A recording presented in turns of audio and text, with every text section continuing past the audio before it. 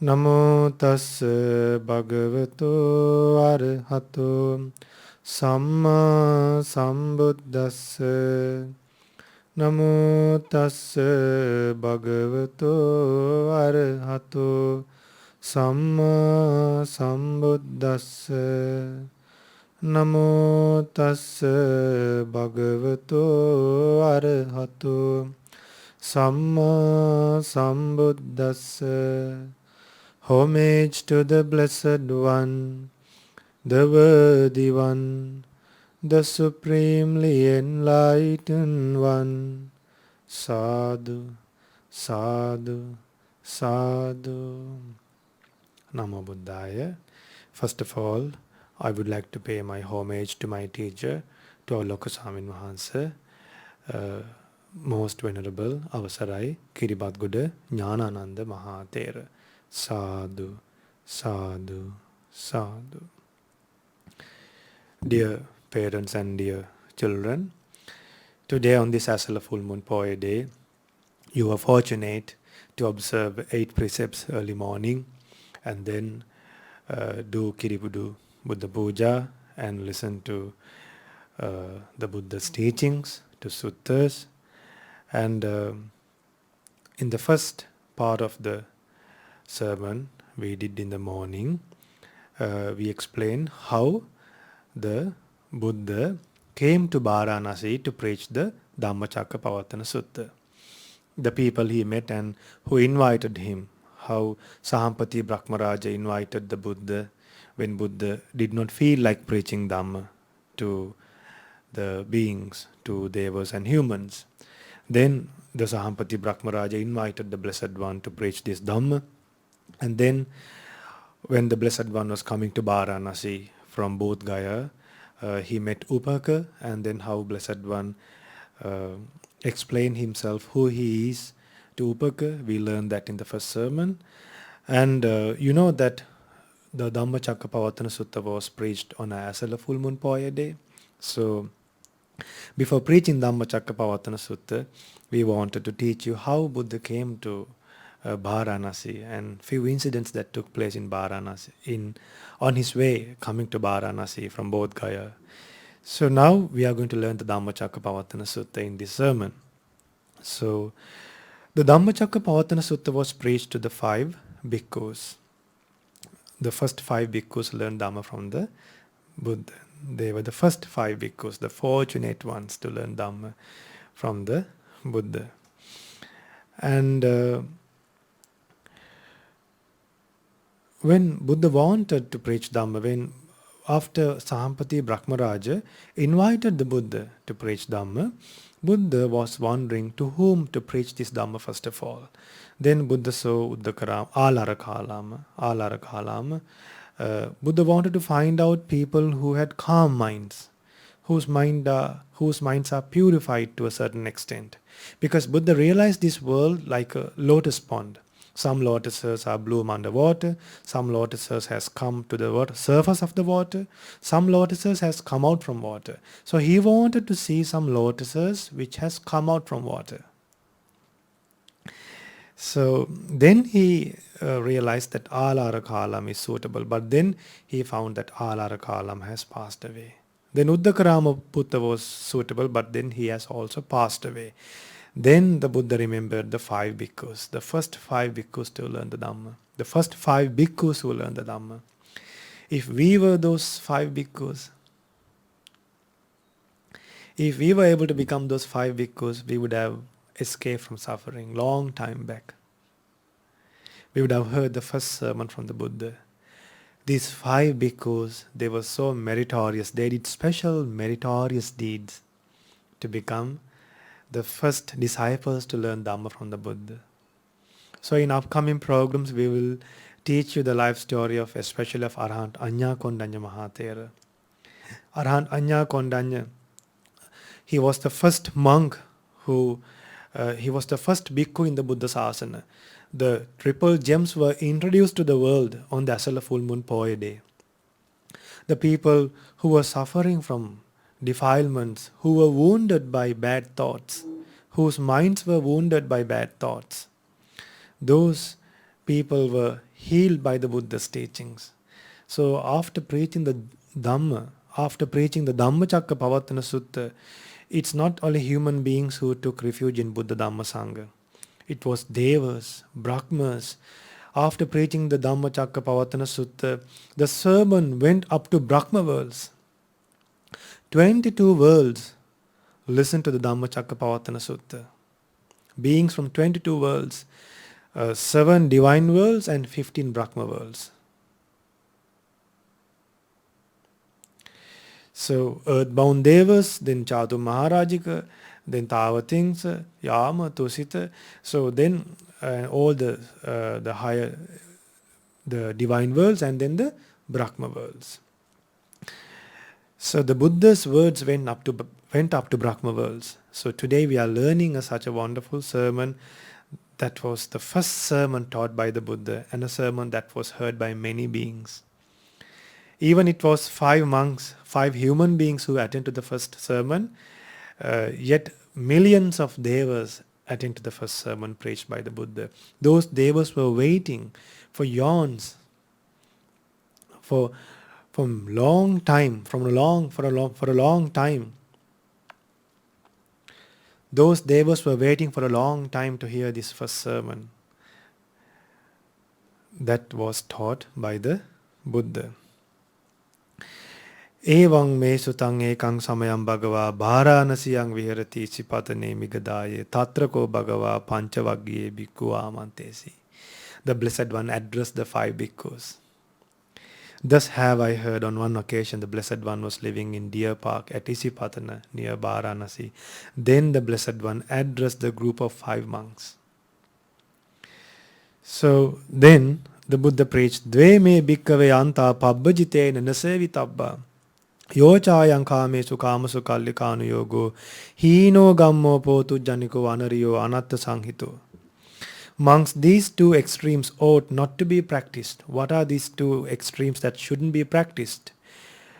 By one who has gone forth from household life, especially by monks. There is addiction to indulgence in sense pleasures. So that should be abandoned, which is slow course and way of ordinary people practice, not practiced by noble ones, and is unbeneficial. What is that? Indulgence in sense pleasures. Fulfilling the thoughts, fulfilling our desires, evil desires, that should be fulfilled through your eyes, could be through your eyes. You might have desires to see some things from your eyes. You might have desires to see many things from your eyes. It could be good or bad. It could be even something that you would love to see, but it might not develop good thoughts after seeing that particular beautiful thing. So it could be a waterfall, but a waterfall can't purify your mind. It could be a beautiful mountain, but that beautiful mountain can't remove your anger. So some people, they just because of their thoughts, like seeing beautiful places and being unable to see these beautiful places again, they suffer because of those desires. So usually people try to gain happiness by fulfilling their desires without knowing that those desires can cause them suffering. So even our desires are not fulfilled. So evil desires and also these ordinary desires, fulfilling the eye and satisfying the eye, satisfying the ear, satisfying the nose, satisfying the tongue, satisfying the body, will never be ended until we eradicate craving. Because satisfying the eye, ear, nose, tongue and body and mind is not something that we can do every day. It's something that will not be totally satisfied at all. All the living beings are unsatisfied. It's difficult to satisfy ourselves because everything that we see are impermanent. So if we are experiencing things that are subjected to impermanent, if we are hearing something that is impermanent, if we are smelling something that is impermanent, if we are tasting something that is impermanent, if we are feeling something that is impermanent, how can we ever get satisfied? So we can't seek a refuge, we can't seek happiness from things that are impermanent. Understand, whatever you see, whatever you hear, all these material things are impermanent. So that's why Buddha taught this wonderful sermon, the Dhammacakkappavattana Sutta, to find a path, to find a path, the Four Noble Truths, and the Buddha introduced the Noble Eightfold Path in this Dhammacakkappavattana Sutta for us to be satisfied, for us to eradicate craving, so that once this craving is totally abandoned, then we will not have such desires to satisfy our eye, ear, nose, tongue, body and mind. So we will try to satisfy our life, we will try to eradicate all our bad thoughts with the support of the Noble Eightfold Path. And also, with the help of this Noble Eightfold Path, that will help us to reach something that is eternal. Now, Nibbana is not impermanent. Nibbana is something that we can achieve forever. Once we have achieved Nibbana, whatever that should be done as a human being will be done forever. Rebirth will not cause. Lust, anger and delusion will be totally abandoned. So we should try to follow something that is not giving us impermanent solutions. We should try to follow something that will give us a permanent solution.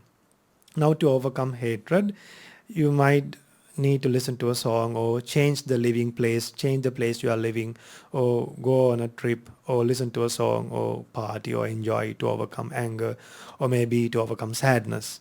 But even a party, all these things, that happiness is not eternal. So that is temporary, and you need money, you need to spend your money. After you spend money, again you regret. Then if you meet new friends, sometimes you might have to meet new friends to forget your sadness. You might have to meet new people to overcome and to forget the sadness that you came across in your life because of losing loved ones. So some people, they try to meet new people to forget the people who has been lost in life, who the people that were missed by him. If somebody has lost a loved one, they would try to overcome that sadness by meeting a new person or a new friend. But they forget that even new friends will be impermanent. So now, today, by learning this Dhammacakkappavattana Sutta, we should try to find a path that will give us eternal happiness. Even the Noble Eightfold Path is impermanent, but that among the impermanent things in this world, the Noble Eightfold Path is one of the great impermanent things. So, the Noble Eightfold Path, even though the Noble Eightfold Path is impermanent, the results are not impermanent. The results are permanent. Therefore, dear Dhamma friends, among these things that were made because of this cause and effect theory, the Noble Eightfold Path is great among the things that are made from among the things that are impermanent. So, with the help of the Noble Eightfold Path, even though the Noble Eightfold Path is impermanent, the results are not impermanent. The result is permanent. So, the Noble Eightfold Path is known as a Sankata. It is Sankata.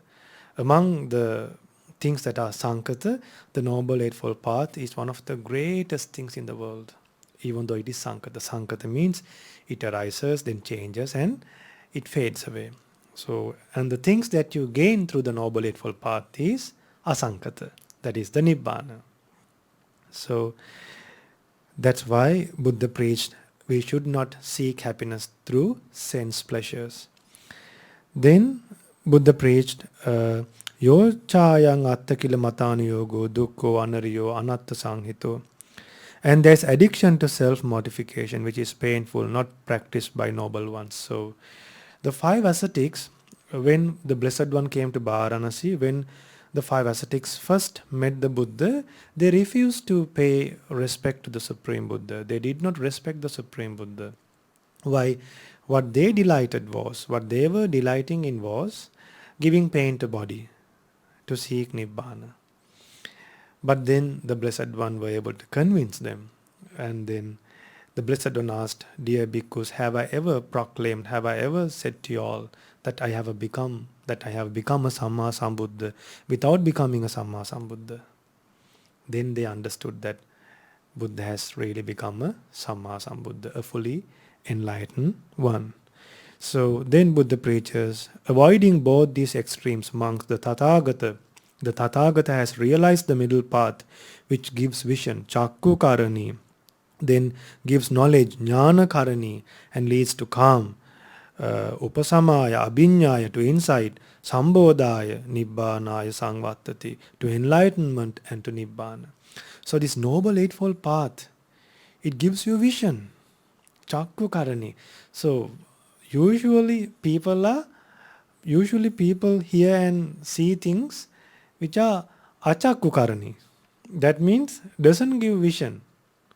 So here the Noble Eightfold Path gives you chakku karani, gives you vision. It doesn't make you blind. Usually people become blind from the things that they have and from the things that they use in life. Then the Buddha preached, Khatamachasa bhikkave majjhima patipada. Now see, the Blessed One is introducing the Noble Eightfold Path on Esala Full Moon Poya day, on a day like today. Now remember, only 5 bhikkhus who's learning this Dhamma sermon, but then millions of divine beings taking part in this Dhamma sermon. Divine beings from Brahmas, all together from 22 worlds, starting from earthbound devas to from Brahma worlds. And what monks is the middle path realized by the Tathagata, which gives vision, gives knowledge. So that is the Noble Eightfold Path, right view. Ayame varyo attangiko maggo seyyati dang samma ditti, samma sankappo, right intention, samma vacha, right speech, then samma kammanto, right action, right livelihood, right effort, right mindfulness and right concentration. So consisting with 8 factors, the Noble Eightfold Path. Then the Blessed One preached, why should we practice, why do we need this Noble Eightfold Path? What's the purpose? Why should we follow the Noble Eightfold Path? Now Buddha explains. Now Buddha is telling the first reason, the first truth. The Buddha is revealing the first truth to the world. Why do we need to follow the Noble Eightfold Path? So the first truth, now the essence of the Buddha's teachings are the 4 Noble Truths. You would have heard this word before, the 4 Noble Truths. The first Noble Truth that Buddha revealed is, Idanko panidam bhikkhave dukkhang arya satchang jatipi dukkha jarapi dukkha. Amongst the noble truth of suffering is this birth. Birth is suffering. Even we celebrate our birthdays and we think we are waiting for the next birthday. Some children, some parents, even adults are waiting for the next birthday to celebrate. But remember, birthday is a day. You remember, you should understand that the day that you were born, you were born with a life that you will face death. You were born with a life that is subjected to aging. So aging is subjected to suffering. That is the first noble truth. You got a life that will be affected by diseases. You got a body that is affected, that can be affected by diseases. So sickness is suffering. That is the truth. Death is suffering. Then association with disagreeable people and disagreeable things are subjected to suffering. Then separating from loved ones and pleasant things are subjected to suffering. Then not receiving what one desires is suffering. In brief, the 5 aggregates of clinging are subjected to suffering. So that is the truth. Now imagine, once you are born, if you get old, if you are getting weaker day by day, if you get weak day by day, if your eye is getting weaker day by day, if your ears are getting old day by day, if the abilities of the eye, ear, nose, tongue and the body and mind are getting weaker day by day, what's the purpose of this life? And if we are again getting a life like this, and again getting a life like this. What can we do with this life? What remains every day, end of the day? Suffering. In between we will have some happiness. Now see, think of your mother, your mother's mother, your mother's mother, mother's mother. The generation of mothers will never end. So that's why Buddha taught us this first noble truth, taught this suffering in a meaningful way for us to get disenchanted, for us to get unattached to this life and to get attached to the Noble Eightfold Path. Now we don't have that much desire. Now we don't have that much desire to practice meditation, practice virtue and concentration and generosity, because we don't understand about these sufferings very well. So we should, first of all, we should understand the truth of this life. So that was taught by the Buddha as the first noble truth. That was revealed on Esala Full Moon Poya day. Then, amongst the noble truth of origin of suffering is this. It is the craving which produces re-existence. Now see, because of this craving, what happens to people? People accumulate karma, then they are reborn, then they again die, then they again born, then they are again born. So, accompanied by passionate lust. So, when you have craving, you delight in wherever the place you live. You delight in whatever you get in life. Now imagine a poor person, extremely poor, living in a cottage. Then the wife that he has could be also very ugly. And then very poor, destitute. But if you tell all these poor people to become monks, will they become monks? No. Even though they are living an uncomfortable life, yet they would love that life in some sort of way. That is because of what? Craving. So, and finding delight now here and now there. Namely craving for sense pleasures, craving for existence and craving for non-existence. So this craving should be abandoned. So the second noble truth was introduced on the Esala Full Moon Poya day in the Dhammacakkappavattana Sutta. Then the third noble truth, idanko pana bhikkhave dukkha nirodhang ariya satchang. Amongst the noble truth of cessation of suffering is this. So, the second noble truth is the origin of suffering. The third noble truth is the cessation of suffering. It is the complete cessation of that very craving. Giving it up, relinquishing it, liberating oneself from it and detaching oneself from it. Opposite of the second noble truth. So which one you like? The second noble truth, you want to delight here and there and suffer again and again and abandon that nature. Or abandon that nature. You want to, everyone would like to abandon that nature if they really understand the nature of this life. Then, now if this suffering can be abandoned, so the third noble truth is the suffering can be abandoned fully. So then we should have a method for that. Oh, now the Buddha preaches that. That is the Noble Eightfold Path. Idanko pana bhikkhave dukkha nirodha gamini patipada ariya satchang. Ayameva ariyo attangiko maggo. Now Buddha preaches, explains, amongst the noble truth of the path leading to the cessation of suffering is this. It is just this Noble Eightfold Path. Right view, right intention, right speech, right action, right livelihood, right effort, right mindfulness and right concentration. These are the Four Noble Truths. So here in this sutta, Buddha preaches, monks, but when my knowledge and vision of these Four Noble Truths as they really are, were perfected in their 3 phases and 12 aspects, then I claim to have realized the matchless supreme enlightenment. Now how are we going to realize the Four Noble Truths? In what way? How are we going to realize the Four Noble Truths in 3 phases and in 12 aspects? So now there are 4 Noble Truths. So first one is about suffering, second one is the origin of suffering, third one is the cessation of suffering, and the fourth Noble Truth is the path leading to the cessation of suffering. So the first Noble Truth is something to be realized. And then the second one, the craving should be eradicated, should be removed. And the third one, the third noble truth should be achieved, that is Nibbana. And the fourth noble truth should be developed, that is the Noble Eightfold Path. Now, how are we going to understand the first noble truth with these three phases? So the three phases are Satya Jnana, Krutya Jnana and Krutakjnana. Now what is this Satya Jnana? How are we going to apply this Satya Jnana towards the Four Noble Truths? Now, when you take the Four Noble Truths, the first one is there is suffering in life. So that is a truth.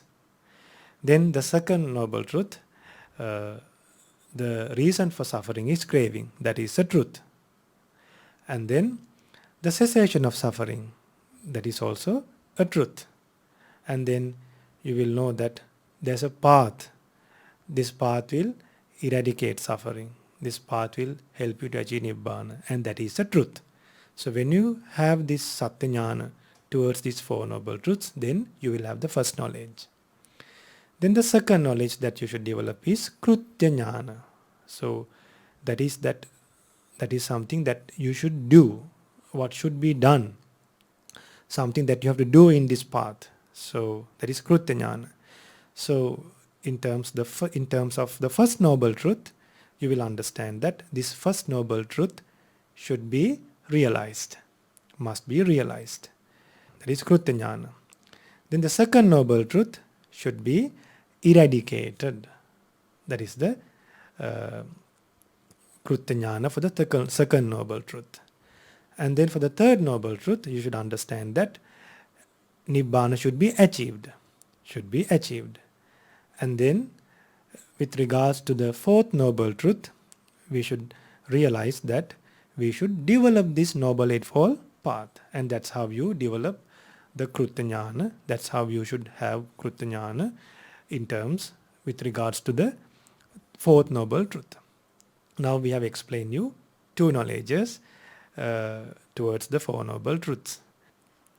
So now Krutakjnana. So let's learn how we should learn this, what Krutakjnana is.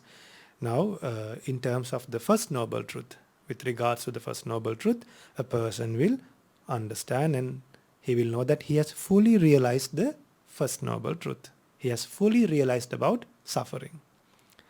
And then the second, with regards to the second noble truth, the person will understand that he has fully eradicated suffering. He has fully eradicated craving. What should be done has been done. Then with regards to the third noble truth, he will know that he has achieved Nibbana. That is Krutakjnana. And then the fourth noble truth, he will understand that he will realize that he has fully followed the path and attained fruits of the path, and he has achieved Nibbana. What should be done has done with the Noble Eightfold Path. So that is the Krutakjnana towards the fourth noble truth. So in this way, a person will realize these four noble truths. First of all, he will understand that this is a truth. Then he will know what should be done with regards to the Four Noble Truths. And then finally he will understand that the Four Noble Truths are fully understood and what should be done has truly done. So if a person can understand one noble truth in this way with these three phases, Satya Jnana, Krutya Jnana and Krutakjnana, he will understand the other three noble truths as well. So a stream entrant is the person who will come to Satya Jnana. He will have the knowledge. Then once he becomes a stream entrant, he will know his path. His path is clear for him. He will know what should be done. That is Krutya Jnana. And then after achieving the Nibbana, he will have the Krutakjnana fully. So that's how these three phases and 12 aspects are explained. Then the Blessed One said, the Blessed One taught this discourse on setting in motion the wheel of Dhamma. The group of 5 monks was delighted, and they rejoiced in the words of the Blessed One. And when this discourse was taught, Venerable Kondanya became a stream entrant. Venerable Kondanya became a stream entrant. So when this discourse was thus expounded, there arose in Venerable Kondanya the passion-free, stainless eye of Dhamma. Venerable Kondanya became a stream entrant. whatever has the nature of arising has the nature of ceasing. The nature of knowing the cause and effect theory, the nature of understanding the cause and effect theory. So now when the Blessed One set in motion the wheel of Dhamma, the earth devas proclaim this, the matchless wheel of Dhamma which cannot be stopped by any recluse, Brahmin, Deva, Maro, Brahmin, Deva, Maro, Brahma, or anyone in the world is set in motion by the Blessed One in the deer park at Isipatana near Varanasi. Upon hearing this proclamation of the earth devas, all the devas, the earth-bound devas, until the Brahma worlds rejoiced. They heard this Dhamma sermon and they said, they rejoiced in this Dhamma sermon and they uh, rejoiced in this Dhamma sermon, and many beings, many devas and Brahmas realized the Four Noble Truths after hearing this Dhamma sermon. So today is a day where the triple gems were introduced to the world. And then the Sangha was introduced to the world. The Dhamma was introduced to the world. Then through that Dhamma, people recognize who a Buddha is, what a Buddha has realized. So may you have the opportunity on this Esala Full Moon Poya day to realize the Four Noble Truths in this Gautama Buddha's dispensation. Sadhu, sadhu, sadhu. Namo Buddhaya.